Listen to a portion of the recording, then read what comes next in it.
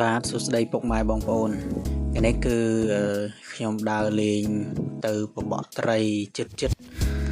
គឺចិត្តភ្នំក្រោមខេត្តសៀមរាបយើងនឹងឯងហើយនេះគឺជាផ្លូវដែលយើងទៅបបក់គេហៅថាផ្លូវអីទេបងប្អូនមកចូលតាមខ្លងទ្វារវត្តមួយនៅក្បែរភ្នំក្រោមណាហើយយើងបានមកដល់តំបន់នេះគេហៅតំបន់ជីរិស័យអញ្ចឹងមានអាងស្តុកទឹកមួយធំដែរនៅនឹងអញ្ចឹងយើងធ្វើដំណើរតាមផ្លូវជុំវិញអាងហ្នឹងទៅហើយយើងក៏ជិះទៅយើងឃើញមានកន្លែងដែលទំនងអាចបបក់បានអាចបបក់កើតគប់កើតក៏យើងឈប់នៅទីហ្នឹងនេះគឺជាប្លង់ដែលខ្ញុំបបក់អញ្ចឹងយើងដាក់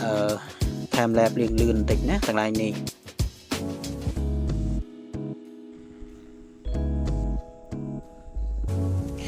បាទមកដល់កន្លែងនេះ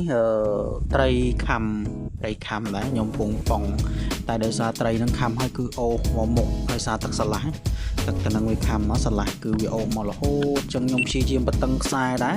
តែនៅរតឹងអត់ទាន់វាបងប្អូនបតឹងអត់ទាន់វាចឹងយើងអូសទៅហើយយើងព្យាយាមបតឹងដែរតែដល់ពេលយើងវាត់មកអត់ដល់បាទវាត់អត់ដល់ត្រីទេគឺដោយសារខ្សែយើងធូរពេក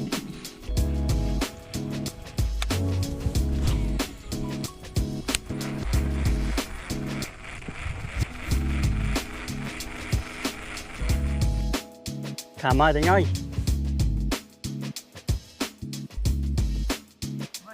Khám muối ơi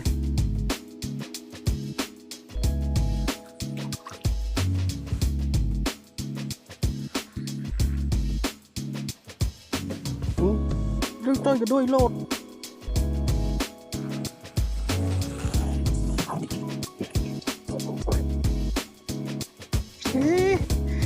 Lột á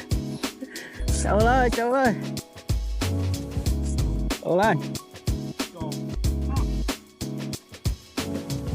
ơi đi ạ Cái đi ạ